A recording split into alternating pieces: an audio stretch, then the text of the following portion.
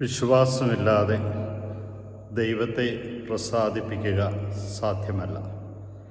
ഹെബ്രായർക്കെഴുതിയ ലേഖനം 11-ാം അധ്യായം 6-ാമത്തെ വാക്യത്തിൽ ഇപ്രകാരം അരുളി ചെയ്യുന്നുണ്ട്: വിശ്വാസം അതിൻ്റെ പൂർണ്ണതയിൽ ജീവിക്കുമ്പോഴാണ് ദൈവിക പ്രസാദവരം നമുക്ക് ലഭിക്കുക.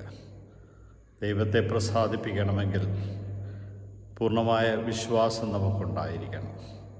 പലപ്പോഴും അവിശ്വാസമാണ് നമ്മെ ദൈവത്തിൽ നിന്ന് അകറ്റുക എന്ന് നമ്മെ ഓർപ്പിക്കുന്നു. അവിടുത്തെ പ്രസാദവരം ലഭിക്കാതെ പോകുന്നതും അനുഗ്രഹങ്ങൾക്ക് തടസ്സം നേരിടുന്നതും പലപ്പോഴും ഈ വിശ്വാസമില്ലാതെ ഉള്ള ചിന്തകളും പ്രവർത്തനങ്ങളുമാണ്. അതുകൊണ്ട് സമ്പൂർണ്ണമായും അവിടുന്ന് വിശ്വസിച്ചുകൊണ്ട് ഒരു ജീവിതം നയിക്കുവാൻ നമ്മെ ഓരോരുത്തരെയും കർത്താവായ യേശു എന്ന് വിളിക്കുന്നു. അവിടുത്തെ തിരുനാമത്തെ മാത്രം പ്രതിജീവിക്കുവാൻ നിങ്ങളെ